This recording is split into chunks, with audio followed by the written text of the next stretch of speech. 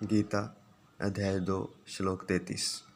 अथ चेतमिमं धर्म्यं संग्रामं न करिष्यसि तथा स्वधर्मं कीर्तिं च हित्वा पापं वाप्स्यसि।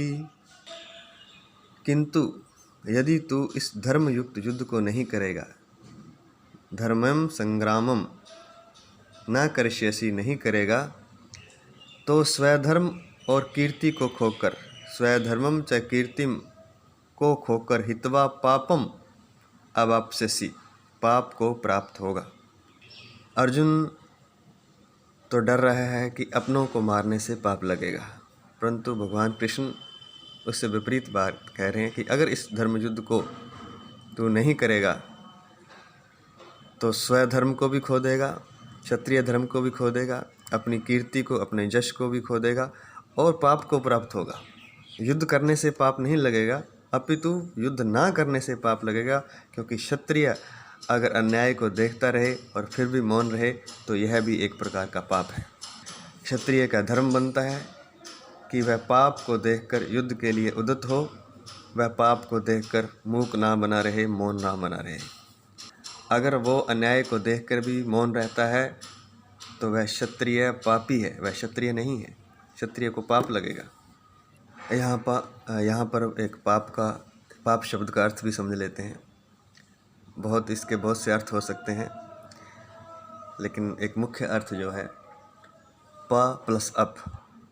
प माने परमात्मा, अप माने उससे दूर हो जाना। तो परमात्मा से दूर हो जाना वह पाप है।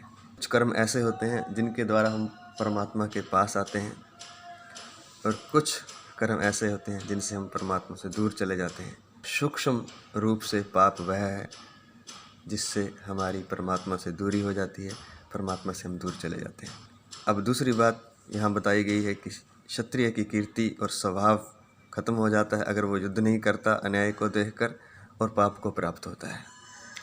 आजकल एक फैशन बन गया है कि हमें क्या लेना देना।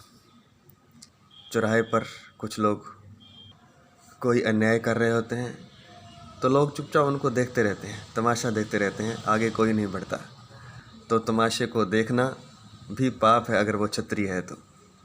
कोई किसी युवती को परेशान कर रहा होता है या कोई किसी को मार रहा होता है, और कई बार तो हत्या तक हो जाती है, लेकिन सब लोग चुपचाप खड़े तमाशा देखते रहते हैं क्योंकि ये फैशन है ना, हमें क्या लेना।